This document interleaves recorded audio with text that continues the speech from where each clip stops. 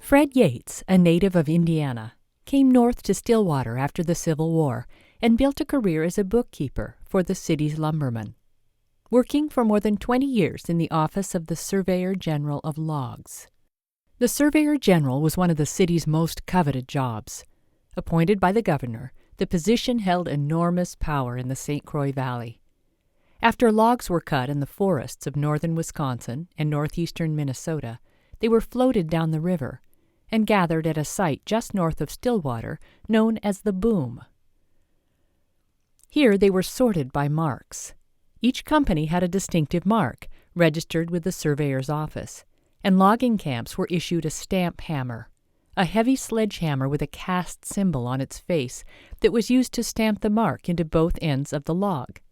Once sorted at the Boom, the surveyor's office measured the logs and calculated the number of board feet of lumber each contained. Those calculations were the keystone of the industry.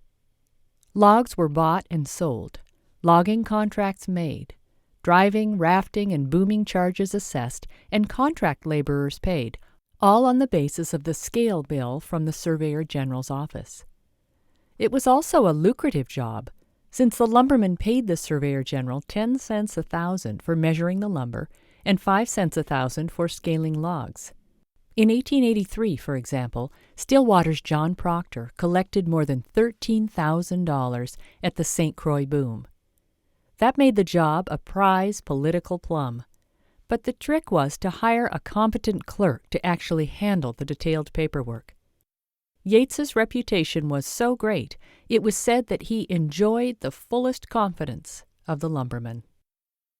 Yates's reputation for good judgment opened the door to public service, and in 1887 he was elected to the city council for the first time. Active in Republican politics, he later served one term in the state legislature.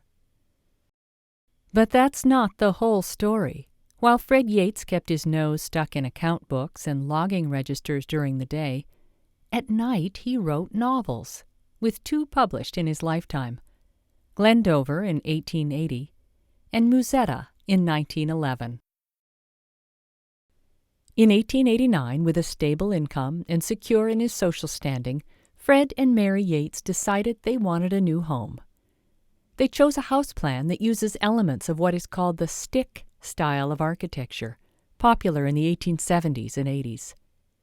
This style emphasized the frame of a house, the vertical and horizontal wood elements that framed the exterior walls, and the cross bracing that supplied stability. Note the decorative truss at the apex of the front gable, as well as the horizontal and vertical bands raised from the wall. The open front porch with spindlework is also characteristic of the style. In this house, Mary often hosted parties for neighborhood friends.